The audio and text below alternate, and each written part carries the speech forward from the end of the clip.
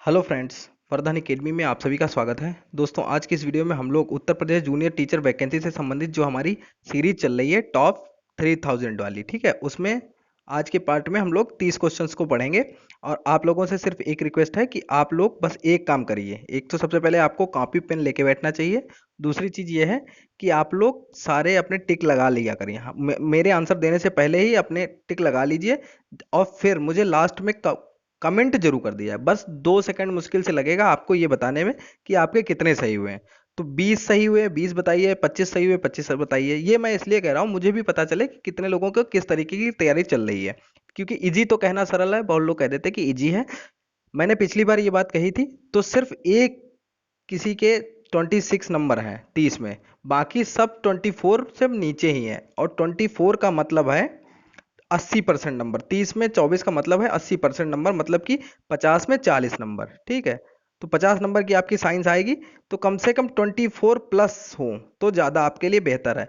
इसमें कुछ झूठ बोलने वाली बात नहीं, जितने आपके बन रहे हो ये आपके लिए इसलिए ज़रूरी है सभी लोग कमेंट करें, जिससे आप लोग खुद ही कमेंट में देख सकते हैं कि आप कहाँ पर हैं। उसमें कोई इज्जत और बेइज्जती वाली कोई बात नहीं है। आपकी तैयारी है, आप अच्छे से तैयारी करेंगे तो फ्यूचर में आपकी अच्छे से तैयारी हो जाएगी, क्योंकि आपके पास समय है। तो इतना काम आप लोग प्लीज कर लीजिएगा, अपने नंबर जरूर बताइएगा। और उसमें आप लोग खुद ही देख लेंगे कि आपका क्या स्थिति है, लेकिन मुझे भी ये चीज पता चलती रहे, ठीक है।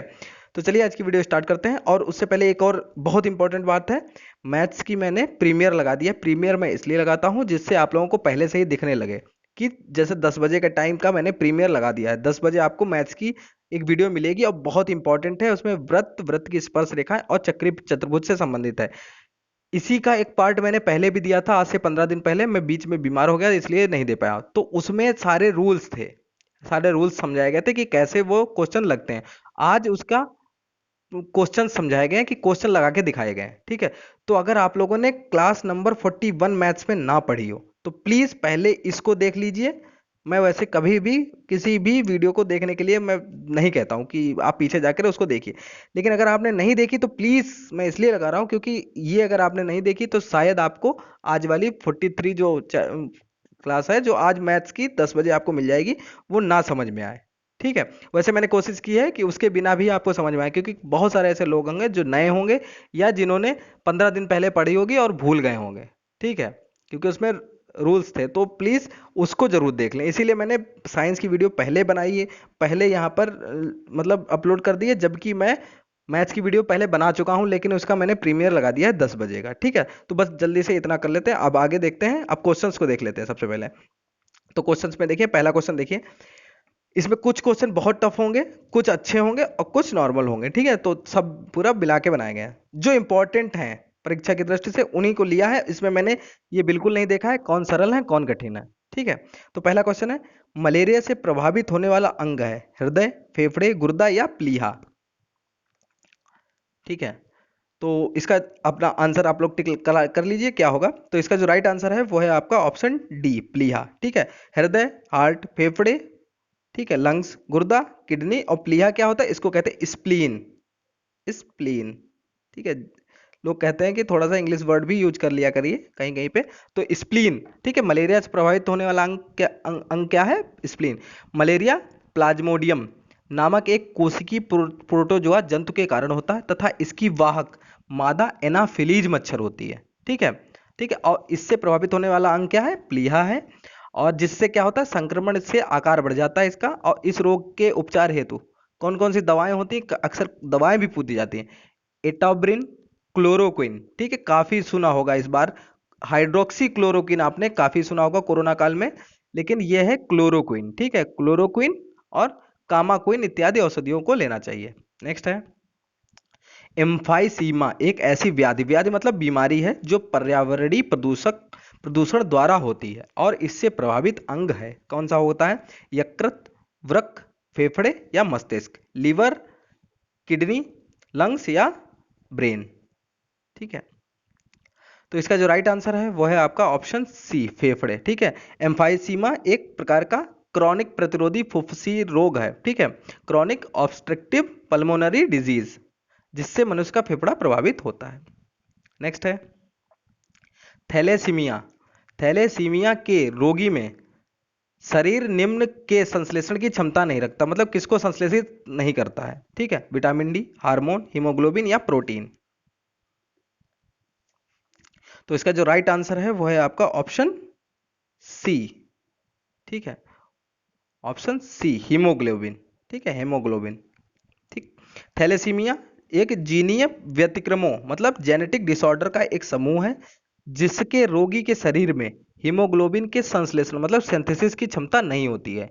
यह विशेष रोग दो प्रकार का होता है, एक होता है अल्फा थैलोसीमिया और दूसरा होता है बीटा थैलोसीमिया। इसमें रोगी के शरीर में अत्यधिक अरक्तता, ठीक, रक्तता, ठीक है, इसको कहते हैं एनीमिया रोग, ठीक है, उत्पन्न हो जाने से रुधिर मतलब कि ब्लड की आवश्यकता होती है। नेक्स्ट क्वेश्चन, बीमारी जिसमें उच्च मात्रा में रक्त में यूरिक अम्ल प्रधान रूप से पाया जाता है, प्रधान मतलब मुख्य रूप से पाया जाता है, वह है अर्थराइटिस, गठिया, संधिवात या रूमेटी। गठिया या गाउट भी कहते हैं, ठीक है इसको। तो इसका जो राइट आंसर है वो यही है आपका ऑप्शन बी, गठिया मतलब गाउट, ठीक है। गठिया में रोगी की गांठों में असह्य दर्द होता है। यह रोग खून में यूरिक अम्ल के अत्यधिक उच्च मात्रा में पाए जाने से होता है, ठीक है। तो ये आपका इसका आंसर होगा गठिया। नेक्स्ट क्वेश्चन है, एल्कोहल के निराविशन के लिए निम्नलिखित मानव अंगों में कौन उत्तरदायी है, ठीक है। निराविशन मतलब डिटॉक्सिफिकेशन, ठीक है। एल्कोहल के निराविशन के लिए निम्नलिखित मानव अंगों में कौन उत्तरदायी, यकृत, फुफ्फुस, हृदय या वृक्क। तो इसका जो राइट आंसर है वह है आपका ऑप्शन ए मतलब कि लीवर, ठीक है, लीवर इसके यकृत जटिल रासायनिक अभिक्रियाओं के माध्यम से हानिकारक तत्वों का निरावेशन करता है, ठीक है। यकृत एल्कोहल के निरावेशन के लिए उत्तरदायी है। नेक्स्ट है, जनन क्षमता में कमी किस विटामिन के कारण होती है, विटामिन सी की कमी से, विटामिन बी की कमी से, विटामिन डी की कमी से या विटामिन ई की कमी से। तो इसका जो राइट आंसर है वह है आपका ऑप्शन डी, विटामिन ई की कमी से, ठीक है। विटामिन ई की कमी से मनुष्य में जनन क्षमता की कमी आ जाती है। विटामिन ई का रासायनिक नाम क्या है, टोकोफेरॉल, ठीक है, टोकोफेरॉल, टोकोफेरॉल ये रासायनिक नाम है, ये भी आपको पता होना चाहिए, ठीक है। और विटामिन ई के मुख्य स्रोत क्या है, हरी पत्तेदार सब्जियां, दूध, मक्खन, अंकुरित गेहूं, वनस्पति तेल आदि, ये सारे इसके स्रोत हैं। नेक्स्ट क्वेश्चन है, विटामिन की खोज किसने की थी, इजी क्वेश्चन है लेकिन फिर भी इंपॉर्टेंट है, आता रहता है अक्सर, ठीक है। लूनिन ने, फंक ने, सुमनर ने या सेंगर ने। तो इसका इजी है, तो ऑप्शन बी फंक ने, ठीक है, फंक ने इसकी खोज की थी विटामिन की। नेक्स्ट है, वह विटामिन जिसे हार्मोन भी कहा जाता है, मतलब ऐसा कौन सा विटामिन है जिसे हार्मोन भी कहा जाता है, vitamin B, vitamin K, vitamin B, vitamin D या विटामिन बी 12। इसका राइट आंसर है option C, vitamin D. Vitamin D का जो रासायनिक नाम होता है वो होता है कैल्सीफेरॉल, ठीक है, कैल्सीफेरॉल।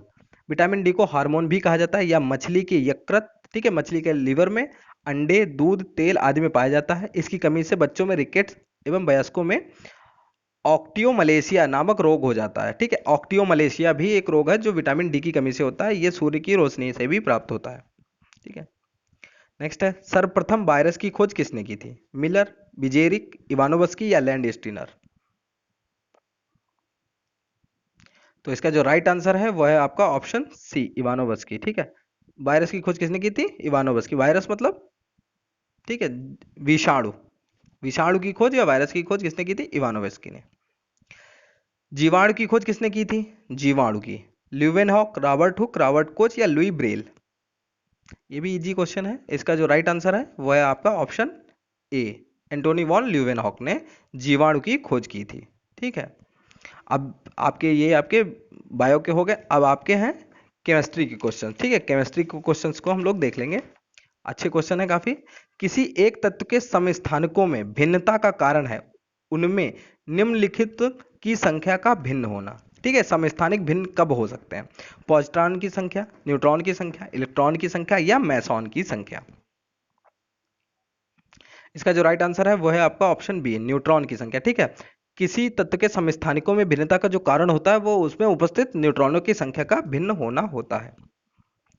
नेक्स्ट क्वेश्चन है, क्वेश्चन नंबर 2, अपवर्जन शब्द किस वैज्ञानिक द्वारा प्रतिपादित सिद्धांत से संबद्ध है, पाउली, क्यूरी, एडिशन या डार्विन। पावली नहीं होगा, पावली होगा, यहाँ पे थोड़ा सा मिसप्रिंट है। ठीक, पावली। ठीक है, पावली। ठीक, तो इसका जो राइट आंसर है वो आपका ऑप्शन ए ही है, पाउली। ठीक है, पाउली। अब पाउली वैज्ञानिक द्वारा प्रतिपादित सिद्धांत से अपवर्जन शब्द संबद्ध है, मतलब पाउली का अपवर्जन का सिद्धांत, इस नाम से ये प्रसिद्ध है ये। ठीक है, यहाँ पे कलर चेंज कर लें। नेक्स्ट क्वेश्चन है, माइटोमाइसिन का उपयोग होता है कैंसर में, एड्स में, दमा में या नेत्र रोग में? माइटोमाइसिन। ठीक है, तो माइटोमाइसिन एक प्रतिजैविक है जो कैंसर के कुछ विशेष प्रकारों के उपचारों में प्रयोग होता है। नेक्स्ट क्वेश्चन है, रसायन विज्ञान में एक रेडियो सक्रिय तत्व से उत्सर्जित अल्फा किरणों के समतुल्य है। क्या समतुल्य है? उससे उत्सर्जित जो अल्फा किरणें हैं वो किससे समतुल्य है? इलेक्ट्रॉन नाभिक से, ऋणात्मक रूप से आवेशित तत्व से, हीलियम नाभिक से, या इनमें से कोई नहीं? तो इसका जो राइट आंसर है वह है आपका ऑप्शन सी। ठीक, हीलियम के नाभिक से। ठीक है, किसी रेडियो सक्रिय तत्व से उत्सर्जित अल्फा किरणें हीलियम नाभिक होती हैं। ठीक है, जो अल्फा किरणें उत्सर्जित होती है वो क्या होती है? हीलियम के नाभिक।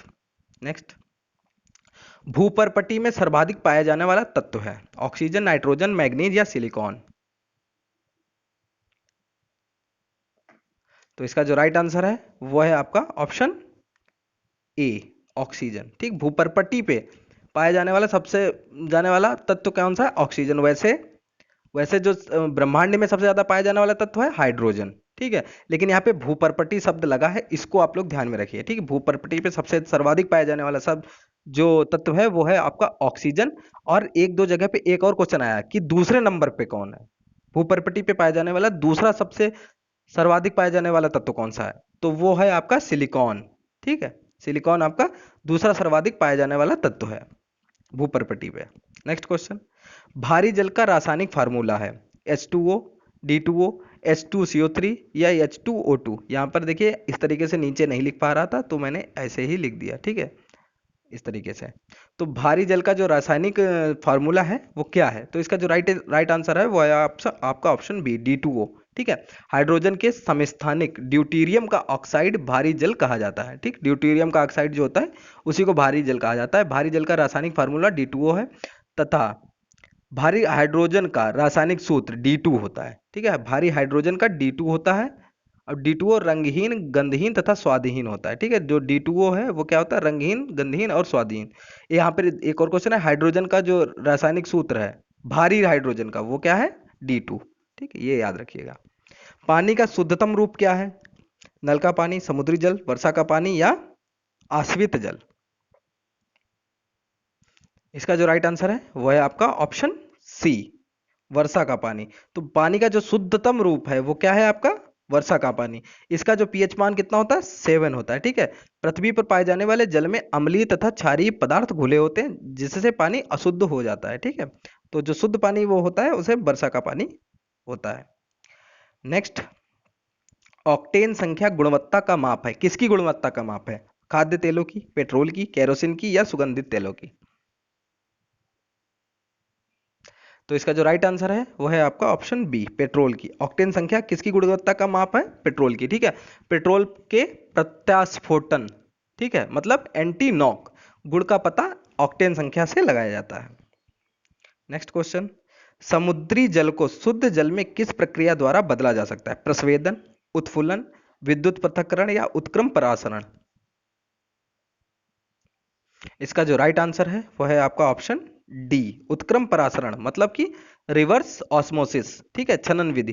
ठीक है, जलोशोधन की एक विशिष्ट प्रक्रिया है ये। ठीक है, नेक्स्ट है एंड लास्ट है इसका आपका जो केमिस्ट्री है इसका। इसके बाद हम लोग फिजिक्स के क्वेश्चंस देखेंगे। एक रिएक्टर में भारी जल D2O का प्रयोग किस रूप में किया जाता है? मंदक, शीतलक, परीक्षक या इनमें से कोई नहीं? तो इसका जो राइट आंसर है वो आपका है ऑप्शन ए। ठीक है, जो रिएक्टर है उसमें भारी जल का प्रयोग मंदक के रूप में किया जाता है। अब नेक्स्ट क्वेश्चन देखते हैं। अब फिजिक्स के क्वेश्चंस को देख लेते हैं, काफी अच्छे क्वेश्चन है। पृथ्वी का पलायन वेग है 15 किलोमीटर प्रति सेकंड, 21.1 किलोमीटर प्रति सेकंड, 7 किलोमीटर प्रति सेकंड या 11.2 किलोमीटर प्रति सेकंड? जिन्होंने पढ़ा होगा उनके लिए इजी है, जिनको नहीं पढ़ा होगा उनके लिए अभी भी ये बड़ा अच्छा क्वेश्चन है। डी 11.2 किलोमीटर प्रति सेकंड। ठीक है, पृथ्वी का जो पलायन वेग है वो 11.2 किलोमीटर प्रति सेकंड। और पलायन वेग होता क्या है? पलायन वेग वह न्यूनतम वेग है जिससे किसी पिंड को ऊपर की ओर फेंके जाने पर वह पृथ्वी के गुरुत्वीय क्षेत्र को पार कर जाता है तथा पृथ्वी पर वापस नहीं आता। पृथ्वी का पलायन वेग 11.2 किलोमीटर प्रति सेकंड, मतलब कि इतनी स्पीड से अगर कोई चीज को, किसी पिंड को ऊपर की ओर फेंका जाए तो वो पृथ्वी के जो गुरुत्वाकर्षण है उसको पार कर जाएगा, और जब पार कर जाएगा तो वो वापस लौट के नहीं आएगा। ठीक है, 11.2 किलोमीटर प्रति सेकंड। चंद्रमा पर वायुमंडल नहीं होने के क्या कारण है? यह पृथ्वी के निकट है, यह सूर्य से प्रकाश प्राप्त करता है, या पृथ्वी की परिक्रमा करता है, इस पर गैस अणुओं का पलायन वेग उसके वर्ग माध्य मूल वेग से कम होता है। तो इसका जो राइट आंसर है वो है आपका ऑप्शन डी। इस पर गैस अणुओं का पलायन वेग उसके वर्ग माध्य मूल वेग से कम होता है। चंद्रमा पर वायुमंडल नहीं पाया जाता है, वायुमंडल अनेक गैसों का मिश्रण है। चंद्रमा पर पलायन वेग का मान 2.4, तो चंद्रमा का भी आप लोग याद कर लीजिए, पृथ्वी का तो 11.2 हो गया, और जो चंद्रमा का है वो है आपका 2.4 किलोमीटर प्रति सेकंड है। तथा धरती पर पलायन वेग तो आपको पता ही है, चंद्रमा पर पलायन वेग से गैस के अणुओं का वेग ज्यादा होने के कारण वे वहां से पलायन कर जाते हैं, इसी कारण चंद्रमा का वायुमंडल संभव नहीं है। नेक्स्ट है, वर्षा की बूंद वर्षा की बूंद की गोलाकार आकृति का कारण है क्या है? द्रव का घनत्व, पृष्ठ तनाव, वायुमंडलीय दाब या गुरुत्व। इसका जो राइट आंसर है वो है आपका ऑप्शन बी, पृष्ठ तनाव। ठीक है, पृष्ठ तनाव की वजह से वर्षा की बूंद गोलाकार आकृति की हो जाती है। ठीक, नेक्स्ट क्वेश्चन है, तेल जल के तल पर फैल जाता है क्योंकि, मतलब तेल है, जल के ऊपर अगर डालें तो वो ऊपरी फैला रहता है, तो क्यों? तेल जल की अपेक्षा अधिक घना है, तेल जल की अपेक्षा कम घना है, तेल का तल तनाव पानी से अधिक है, तेल का तल तनाव पानी से कम होता है। तो इसका जो राइट आंसर है वो है आपका ऑप्शन डी, तेल का तल तनाव जो है वो पानी की अपेक्षा कम होता है। ठीक है, इसीलिए तेल जल के ऊपर तैरता है। नेक्स्ट क्वेश्चन, साबुन के बुलबुलों के अंदर का दाब क्या कैसा होता है? वायुमंडलीय दाब से अधिक होता है, वायुमंडलीय दाब से कम होता है, वायुमंडलीय दाब के बराबर होता है, या वायुमंडलीय दाब का आधा होता है। इसका जो राइट आंसर है वो है आपका ऑप्शन ए, साबुन के बुलबुले के अंदर का दाब वायुमंडलीय दाब से अधिक होता है। ठीक है, साबुन के घोल के बुलबुले बड़े इसलिए होते हैं क्योंकि जल में साबुन के घुलने पर उसका पृष्ठ तनाव कम हो जाता है, बुलबुले के अंदर का दाब सदैव बाहर के वायुमंडलीय दाब से अधिक होता है, इसीलिए वो बुलबुले बनते हैं। ठीक, नेक्स्ट क्वेश्चन है क्वेश्चन नंबर 26। बत्ती वाले स्टोव में केरोसिन की बत्ती के ऊपर चढ़ने का कारण क्या है? ठीक है, बत्ती वाले स्टोव में केरोसिन की बत्ती के ऊपर चढ़ने का कारण इसमें पूछा गया, परासरण, विसरण, पृष्ठ तनाव या जीव द्रव्य संकुचन।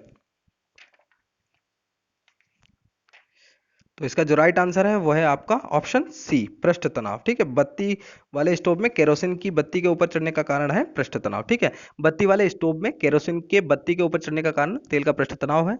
पृष्ठ तनाव के कारण केशिकार्षण होता है जिसके फलस्वरूप द्रव पतली से पतली नली में प्रवेश कर ऊपर चढ़ सकते हैं। नेक्स्ट क्वेश्चन है क्वेश्चन नंबर 27। जब किसी झील की तली से उठकर वायु बुलबुला ऊपरी सतह तक आएगा तो उसका आकार कैसा हो जाएगा? बढ़ जाएगा, घट जाएगा, यथावत बना रहेगा, या चपटा होकर तस्तरीनुमा हो जाएगा। तो इसका जो राइट आंसर है वो है आपका ऑप्शन ए, बढ़ जाएगा। ठीक है, जब वायु का बुलबुला झील की तली से ऊपर की ओर उठने लगता है तो तली की अपेक्षा ऊपर की ओर दाब घटने लगता है, जिसके कारण वायु के बुलबुले का आयतन बढ़ जाएगा। ठीक, आयतन बढ़ जाएगा तो उसका आकार भी अपने आप बढ़ ही जाएगा। ताप बढ़ने के साथ द्रव की श्यानता क्या होती है? ताप बढ़ने पर द्रव की श्यानता क्या होती है? बढ़ती है, घटती है, अपरिवर्तित रहती है, या द्रव की प्रकृति के अनुसार घट या बढ़ सकती है। तो इसका जो राइट आंसर है वो है आपका ऑप्शन बी, घटती है। ठीक है, द्रव का वह गुण जिसके कारण द्रव अपनी अपनी अपनी भिन्न भिन्न परतों में होने वाली सापेक्ष गति का विरोध करता है, क्या कहलाता है? श्यानता, मतलब विस्कोसिटी। ठीक है, यहाँ पे प्रोनाउंसिएशन गड़बड़ हो सकता है इसलिए मैं यहाँ लिखे दे रहा हूँ, विस्कोसिटी, SITY। ठीक है, कहलाता है। द्रवों की सांद्रता ताप के बढ़ने पर घट जाती है, यही कारण है कि जून माह में सीरा जनवरी माह की तुलना में कम श्यान होता है। नेक्स्ट क्वेश्चन, हवाई जहाज से यात्रा करते समय पेन से स्याही निकलने लगती है। काफी इंपॉर्टेंट क्वेश्चन है और ऐसे क्वेश्चन पूछे भी जाते हैं। ठीक, वायुदाब में कमी के कारण, वायुदाब में वृद्धि के कारण, स्याही के आयतन में वृद्धि के कारण, या अत्यधिक भार के कारण। इसका जो राइट आंसर है वो है आपका ऑप्शन ए, वायुदाब में कमी के कारण हवाई जहाज से यात्रा करते समय पेन से स्याही निकलने लगती है। अधिक ऊंचाई पर जाने पर दाब क्रमशः कम होता जाता है। ठीक है, इस कारण ऊंचाई पर पहुंचने पर बाह्य बाह्य जो वायुमंडलीय दाब और पेन के अंदर स्याही के दाब का साम्य भंग हो जाता है। पेन के अंदर स्याही का जो दाब है वो अधिक होने के कारण यह बाहर की ओर निकलने लगती है। पेन के अंदर जो स्याही का दाब है वो अधिक होता है, बाहर का कम होता है, इसीलिए वो निकलने लगती है। नेक्स्ट एंड लास्ट क्वेश्चन है आज का, बैरोमीटर पठन में अचानक गिरावट हो जाने से निम्नलिखित में से कौन सी एक मौसम दशा इंगित होती है? तूफानी मौसम, प्रशांत मौसम, शीत एवं शुष्क मौसम, या उष्ण एवं उज्ज्वल मौसम। मतलब बैरोमीटर है, उसके अचानक से जो वायु दाब मापी है, ठीक है, बैरोमीटर, उसके अचानक से गिरावट होने लगे तो क्या होगा? तो उसमें जो होगा वो होगा तूफानी मौसम होगा। ठीक है, वायुदाब मापी या बैरोमीटर की रीडिंग में अचानक से गिरावट आ जाना इस बात का संकेत होता है कि मौसम है वो तूफानी होने वाला है। ठीक है, तो इस तरीके से आपके ये टॉप 30 क्वेश्चंस हो गए हैं, और आप लोग अपना कमेंट करके ये जरूर बताइएगा कि कितने क्वेश्चन आपके सही हुए। ठीक है, इससे मुझे पता चलता रहेगा कि आपकी तैयारी कैसी है। ठीक, और अब मैथ्स की जो प्रीमियर लगा ही दिया है 10 बजे का, उम्मीद है आप लोग उसको देख लेंगे। और उसको देखने से पहले अगर आपने क्लास नंबर 41 नहीं देखी है मैथ्स में तो उसको जरूर देख लीजिए, नहीं तो वो आपको उम्मीद है थोड़ा सा दिक्कत हो सकती है उसमें। ठीक, इसीलिए मैंने ये वीडियो पहले अपलोड कर दी है। तो दोस्तों आज की वीडियो में सिर्फ इतना ही, मिलते हैं अपनी नेक्स्ट वीडियो में, तब तक के लिए नमस्कार।